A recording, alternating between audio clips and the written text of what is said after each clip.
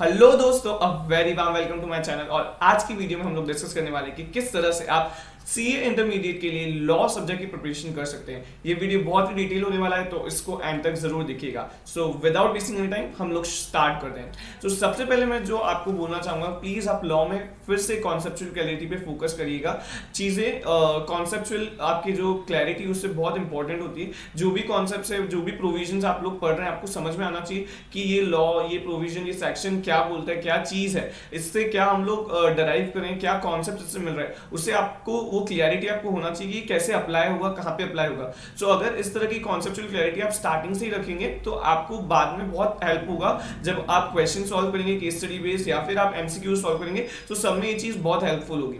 फिर जब हम लोग लॉ का रिविजन करते हैं या लॉ के लिए स्टडी करते हैं, तो मैं पर्सनली सजेस्ट करूंगा कि उसके लिए एबीसी कैटेगरी को यूज करना चाहिए। एबीसी एनालिसिस, जो भी ए कैटेगरी के चैप्टर्स है, उसे पहले अपन फोकस करके देन बी एंड देन सी, तो वो बहुत अच्छा होता है। क्योंकि क्या होता है, लॉ थोड़ा थ्योरी सब्जेक्ट होता है, एंड थ्योरी के लिए हम लोगों के पहले से प्री कंसेप्शंस होते हैं, प्री अजम्पशंस होते हैं कि थ्योरी टफ होती है, थ्योरी इजीली लर्न नहीं होती है। सो इसलिए मैं ये सजेस्ट करूंगा कि अगर आप एबीसी कैटेगरी के हिसाब से चलेंगे, सो आप पहले वो चीजों पे फोकस कर लेंगे जो कि बहुत बार पूछी जा रही है, जिससे क्वेश्चंस आ रहे हैं। सो आपका एक बहुत अच्छा कवरेज हो जाएगा। सो इस चीज का आप ध्यान रखिएगा। फिर जब हम लोग रिवीजन करें, तो रिवीजन जो है ना, मैं सजेस्ट करूंगा कि आईसीआई मॉड्यूल या वो मॉड्यूल जिसमें आईसीआई की एग्जैक्ट लैंग्वेज हो बट थोड़ा ऑर्गेनाइज मैनर में हो, वैसी कोई मॉड्यूल अगर आपके पास हो तो आप उससे स्टडी करिएगा। क्योंकि क्या होता है, बहुत सारे कोचिंग इंस्टीट्यूट अपने मॉड्यूल्स तो देते हैं बट उसमें वो लैंग्वेज ईजी करके लिखते हैं ताकि बच्चे को समझ में आ जाए। बट जब हम लोग हमारी एग्जाम्स में लिखते हैं तो हमारे पास वो लैंग्वेज नहीं आ पाती है जो आईसीआई की लैंग्वेज है, एंड आईसीआई चाहता है कि हमारी लैंग्वेज ही क्वेश्चंस के आंसर्स में होना चाहिए। सो इसीलिए मैं आपको ये सजेस्ट करूंगा कि जब आप कोई मटेरियल यूज करें तो पहले आप ये चेक कर लीजिए कि वो प्रॉपर्ली आईसीआई बेस्ड है कि नहीं, उसकी सारी लैंग्वेज आईसीआई से मैच करती है कि नहीं करती है। अगर नहीं मैच करती है तो आई सजेस्ट कि ऐसी मॉड्यूल को ही यूज करें जो आईसीआई मॉड्यूल या आईसीआई की लैंग्वेज को स्टिक कर दे। क्योंकि देखो, हम लोग रिवीजन कर रहे हैं, मेहनत तो कर ही रहे हैं, और अगर हम लोग स्टार्टिंग से आईसीआई को लैंग्वेज को ही पढ़ेंगे तो वही चीज हमारे दिमाग में बैठ जाएगी। अदरवाइज क्या होगा कि फिर आप लर्न तो वैसे भी कर ही रहे हैं, और इसकी बजाय अगर हम लोग लर्न आईसीआई के मॉड्यूल से करेंगे तो हमारे मार्क्स भी अच्छे आएंगे एंड जो चीज चाहिए वो हमें मिल जाएगी। क्योंकि अल्टीमेटली आईसीआई मॉड्यूल इसीलिए बनाता है ना कि उससे क्वेश्चंस पूछ सके, उससे उसके आंसर्स मैच कर सके, इसीलिए।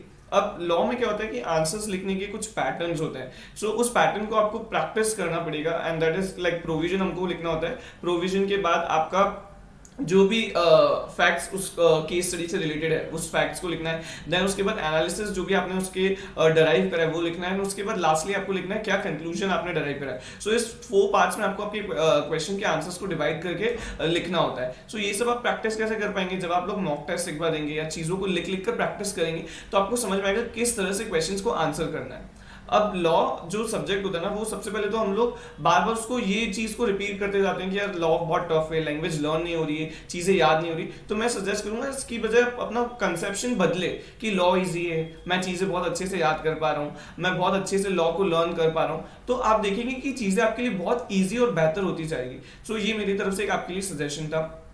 अब लॉ जो सब्जेक्ट है उसमें जो एग्जाम्पल्स है ना, जैसे आईसीआई के इलस्ट्रेशंस हो गए, आईसीआई में जो एग्जाम्पल्स होते हैं मॉड्यूल में, वो एग्जाम्पल्स एक बार जरूर देखना है। क्योंकि क्या होता है, कई बार क्वेश्चंस जो है ना सिर्फ नाम चेंज हो जाते हैं बट वो सेम एग्जैक्ट आईसीआई के जो एग्जाम्पल्स है ना वो एग्जाम्स में आ जाते हैं। आईसीआई की जो बुक के पीछे के क्वेश्चंस है वो भी जरूर देखना है। सो वो क्वेश्चंस, वो एग्जाम्पल्स जरूर जरूर कभी कभार आ जाते हैं एग्जाम्स में, तो वो आपको एक बार बहुत अच्छे से कर लेने का है। फिर उसके बाद जो गलती मैंने करी थी वो आपके साथ शेयर करना चाहता हूँ कि मैंने क्या करा, फर्स्ट चैप्टर नंबर 3 जो था अलॉटमेंट वाला, जो प्रोस्पेक्टस वाला जो चैप्टर था, तो उसमें मैंने क्या करा, फर्स्ट रीडिंग में मैंने उसको रीड करा and what I did was कि मैंने सब कुछ मार्क कर दिया। मतलब दिस इज, क्योंकि फर्स्ट रीडिंग जब हम लोग करते हैं ना तो हमको लगता है कि हर चीज इंपॉर्टेंट है, एवरीथिंग इज इंपॉर्टेंट, क्योंकि हम लोगों को तब इतना नॉलेज नहीं होता, इतनी चीजें अपना नॉलेज बेस बढ़ता नहीं, तो हम लोगों को लगता है एवरीथिंग इज इंपॉर्टेंट। तो मैंने क्या करा, सब कुछ मार्क कर दिया था। बट फिर उसके बाद बचा क्या, अगर सब कुछ मार्क ही करना था तो फिर चीजें तो सभी इंपॉर्टेंट हो गई। तो ये मैं आपको बोल रहा हूँ कि ये गलती आप ना करें। आप फर्स्ट रीडिंग में सिर्फ एक बार रीडिंग करने की कोशिश करिए, समझने की कोशिश करिए। सेकंड जब रीडिंग करें, थर्ड रीडिंग जब करें, तब अंडरलाइन करें, चीजों को मार्क करें, हाईलाइट करें जो इंपॉर्टेंट लगे। फर्स्ट सेकंड रीडिंग में ये सब चीज, फर्स्ट रीडिंग में ये नहीं करना चाहिए। सेकंड रीडिंग और थर्ड रीडिंग प्रेफरेबल है कि तब हम लोग चीजों को मार्क करें, तब चीजों को हाईलाइट करें, कीवर्ड्स को हाईलाइट करें।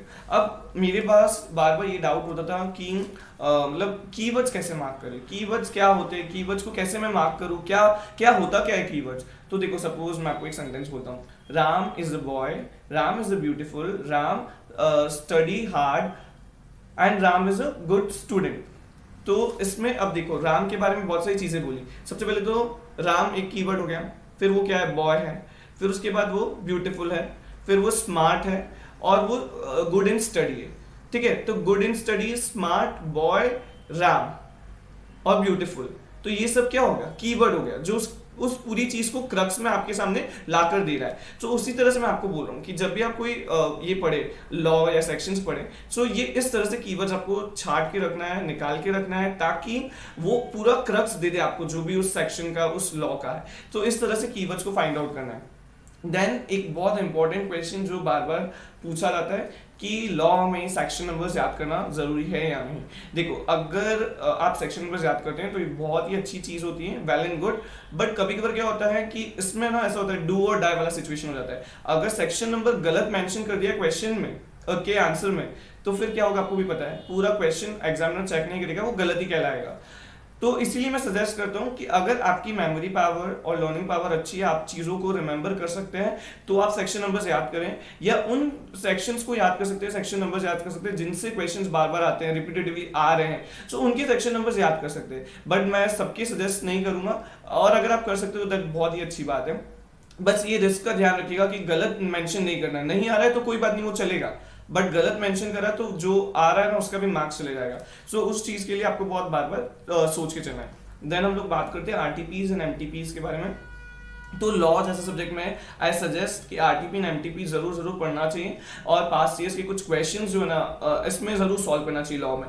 क्यों, जैसे स्कैनर्स जो है वो आप यूज कर सकते हैं, क्योंकि थ्योरेटिकल सब्जेक्ट होता है, इसमें हमको पता नहीं होता कि कॉन्सेप्ट्स को अप्लाई कैसे करना है, चीजों को अप्लाई कैसे करना है। तो वो पता कैसे चलेगा, जब हम लोग बहुत सारे क्वेश्चन उससे रिगार्डिंग देखेंगे, चीजें उससे रिगार्डिंग पढ़ेंगे, तो हमको पता चलेगा यार ये चीज को ऐसे अप्लाई करते हैं, यार इस चीज को ऐसे लगाते हैं, ऐसे यहाँ पे इसका आंसर ऐसे लिखते हैं। तो वो कब पता चलेगा, जब हम लोग ऐसे क्वेश्चन सॉल्व करेंगे, ऐसी चीजों को देखेंगे। सो इसलिए मैं सजेस्ट आपको करूंगा कि लॉ के लिए स्कैनर या आरटीपीज एंड एमटीपीज का कोई आपके पास ऐसा हो कि आप पास की आरटीपीज एंड एमटीपीज कलेक्टिवली आपको कहीं मिल रही कंसोलिडेटली, तो आप वैसी सारी चीजें कर सकते हैं, एंड जरूर इसमें रेफर करना चाहिए। बट कब, जब आईसीआई मॉड्यूल आपके कॉन्सेप्ट सब कुछ स्ट्रांग हो चुके हैं, उसके बाद। अब लॉ का जो पेपर हम लोग लिखने चाहते हैं ना, तो सबसे इंपॉर्टेंट चीज उसमें होती है कि लॉ थ्योरी सब्जेक्ट होता है, एंड आपको भी पता है कि थ्योरी में बहुत लिखना पड़ता है, और बहुत लिखना पड़ता है यानी जो चीजें रिलेटेड है वो लिखना पड़ती है। एंड जब हम लोग ये सब चीजें करेंगे, लिखेंगे, तो ऑब्वियसली है आपके पास टाइम मैनेजमेंट होना चाहिए और आपके पास स्पीड होना चाहिए। सो ये बहुत इंपॉर्टेंट है, आपको टाइम मैनेज करते आना चाहिए, आपकी स्पीड अच्छी होना चाहिए। कई बार ऐसा भी पूछा जाता है कि हैंडराइटिंग मैटर करती है कोई भी पेपर में, तो पर्सनली बोला जाए तो हैंडराइटिंग मैटर नहीं करती है। आप लेजिबल वर्ड्स में लिख रहे हो, लेजिबल चीजें लिख रहे हो, थोड़ा चीजों को अच्छे से प्रेजेंट कर रहे हो, और अगर आपकी हैंडराइटिंग गंदी है तो भी चलेगा। जैसे एक पैराग्राफ लिखा, उसके बाद 2 लाइन छोड़ दी, फिर पैराग्राफ लिखा, 2 लाइन छोड़ दी, so this is the clarity वो एग्जामिनर को देगा वो सब चीजें। तो वो आपको आपका प्रेजेंटेशन जो उस तरह से सुधारना है। तो हैंडराइटिंग मैटर नहीं करती, चीजें लेजिबल होना चाहिए, समझ में आना चाहिए। फिर जो है लॉ का पेपर जब आप स्टडी करें, या लॉ के लिए आप जब स्टडी करें, सो आई सजेस्ट कि मॉर्निंग का टाइम ज़्यादा बेटर होता है। थ्योरी जो चीज़ें होती है वो मॉर्निंग में अगर हम लोग पढ़ते हैं तो हम लोगों के पास लाइक फ्रेश माइंड होता है, चीज़ें इजीली याद होती है, एंड इसलिए बोला जाता है कि मतलब थ्योरी जो है, पर्सनली मैं भी थ्योरी जो है वो मॉर्निंग में पढ़ने की कोशिश करता था। कारण ये कि उस टाइम पे चीज़ें, माइंड बहुत फ्रेश होते हैं, चीज़ें इजीली लर्न हो जाती है। तो उस तरह से आपको करना है। अब एक बहुत इंपॉर्टेंट डाउट जो सब लोग बार बार पूछते हैं कि लॉ जो है ना वो लर्न नहीं हो रहा है। तो मैंने पूछा आपने कितनी बार पढ़ा, तो दे जस्ट से कि मैंने एक बार रीडिंग करी। तो मुझे आप बताओ, कोई चीज अगर आप एक बार पढ़ोगे तो क्या वो याद हो जाएगी फर्स्ट टाइम? अभी इंसान है, थोड़ा टाइम सबको लगता है लर्न करने में। तो मैं यही सजेस्ट करना चाहता हूँ कि ये कंसेप्शन अपने दिमाग से हटा दो कि यार मतलब एक बार पढ़ा और चीजें याद हो जाना चाहिए। ऐसा थोड़ी होता है, आपको कम से कम 2 से 3 बार 4 बार चीजों को पढ़ना पड़ेगा, तब जाके चीजें लर्न होंगी, तब जाके समझ में आएगा कि भाई एग्जैक्टली उस लैंग्वेज में लिखा क्या है, वो बुक क्या बोलना चाह रही, क्या लैंग्वेज वो दिए। तो उस चीज को आपको थोड़ा समझना पड़ेगा, अपने आप को समझाना पड़ेगा। आप तो सोचोगे फर्स्ट रीडिंग करूं एंड मुझे सब कुछ याद हो जाए, सो दिस इज नॉट पॉसिबल, हो ही नहीं सकता ऐसा। और हो जाए तो बहुत ही अच्छी बात है। तो इसलिए मैं आपको ये सजेस्ट करूंगा कि थोड़ा पेशेंस रखो, 2 बार 3 बार 4 बार जब आप चीजों को पढ़ोगे अपने आप याद होने लग जाएगा, है ना। और क्या होता है, लॉ को पहले समझो फिर याद करो। कैसे, तो जैसे कोई भी सेक्शन है तो वो क्या बोलना चाह रहा है उसको हिंदी में पूरा उसका मतलब समझ लो। यार हिंदी में ये यूं यूं यूं बोला है सेक्शन में और मुझे इसे समझ में आ गया। अब उसी की लैंग्वेज को इंग्लिश में ऐसे मॉड्यूल से 1-2 बार पढ़ोगे, अपने आप लैंग्वेज भी आ जाएगी और आपके दिमाग में हिंदी टर्म्स में तो चीजें सब समझ में आ ही चुकी है। तो इस तरह से अगर आप लर्न करोगे तो बहुत फास्ट और बहुत अच्छे से लर्न हो जाएगा। तो इस चीज का ध्यान रखिएगा। फिर पर्सनली जो मैं सजेस्ट करूंगा मैंने क्या करा था दोस्तों कि जो मेरे चैप्टर्स थे ना, मैंने उन्हें पेज नंबर के बेसिस पे और जो कंटेंट है उसके बेसिस पे बांट दिया। जो मुझे इजी लगते थे मैंने पहले लिख दिया था। सो मैं वो आपके साथ शेयर कर देता हूँ। Chapter number 5, chapter number 6, chapter number 8, 9, 10, then chapter number 2, chapter number 3, chapter number 4। ये पार्ट 1 से था एंड पार्ट 2 से जो है कॉन्ट्रैक्ट एक्ट, देन उसके बाद जनरल क्लॉजेज एक्ट, देन उसके बाद negotiable instrument act and interpretation of statutes. इस तरह से मैंने चैप्टर्स को मेरे लिए बांट दिया था। अब जो नेगोशिएबल इंस्ट्रूमेंट एक्ट और इंटरप्रिटेशन ऑफ स्टैट्यूट्स, ये थोड़े से जो है कई बार बच्चों को प्रॉब्लम्स आती है याद करने में, समझने में। सो आप इस तरह से भी कर सकते हैं कि आपने किसी के रिवीजन लेक्चर्स एक बार देख लिए एंड उसके बाद उसको उस चैप्टर को एक बार समझने की कोशिश कर ली एंड देन उसके बाद जो आईसीएम मॉड्यूल है उसको एक बार रीड कर लिया, उसके लैंग्वेज को एक बार समझ लिया, बुक के इलस्ट्रेशंस एंड क्वेश्चंस देख लिए। सो ये बहुत मतलब मोर देन इनफ हो जाएगा। पास्ट के क्वेश्चंस थोड़े एक बार देख लिए। सो इस तरह से अगर आप प्रिपेयर करते हैं तो ये चैप्टर्स भी हो जाएंगे। बट ये इसको लास्ट प्रायोरिटी चैप्टर्स रखना, पहले जितने भी चैप्टर्स इसके पहले उन्हें सबको स्ट्रॉन्ग करने की कोशिश करना। इस तरह से आप कर सकते हैं। साथ ही साथ लास्ट में एक और सजेशन ये देना चाहता हूँ कि लॉ का जो पेपर होता है उसमें 30 मार्क्स के एमसीक्यूज आते हैं। तो आप ऐसा कोशिश करना कि 30 मार्क्स में से आप अच्छे से अच्छा मार्क्स सिक्योर कर सके एंड 70 में से जो दूसरा जो रिटर्न पार्ट होता है डिस्क्रिप्टिव, उसमें भी आप अपना स्ट्रैटेजी बना के चलना कि मुझे 70 में से इतने लेके आना है, ताकि जो आपका एग्रीगेट है वो बहुत अच्छा आ सके एंड आप एग्जामिनेशन से ज्यादा मार्क्स लेके आ सके। सो ये सारी टिप्स थी जो मेरी तरफ से थी। तो मैं आशा करता हूँ कि आपको बहुत अच्छा ये वीडियो लगा होगा। बहुत डिटेल में आपको स्ट्रेटेजी मैंने शेयर करी। दोस्तों आपने मुझे एंड तक सुना उसके लिए बहुत बहुत थैंक यू। इसी तरह से आप मुझे सपोर्ट करते रहिए। मैं आपके लिए बहुत अच्छे अच्छे videos and tips and shares आपके लिए लाता रहूंगा। एंड साथ ही साथ मैं आपको इन्फॉर्म करना चाहता हूँ कि हम लोगों ने एक नई सीरीज स्टार्ट करी है, दैट इज मे संवाद, जिसमें हम लोग मे 22 के स्टूडेंट्स जो है उनके रिलेटेड जो कॉमन प्रॉब्लम्स है उसके रिगार्डिंग भी हम लोग बात कर रहे हैं। सो आप वो सीरीज भी जरूर देखिएगा। सो मिलते हैं अगली वीडियो में, तब तक के लिए बाय, ऑल द बेस्ट।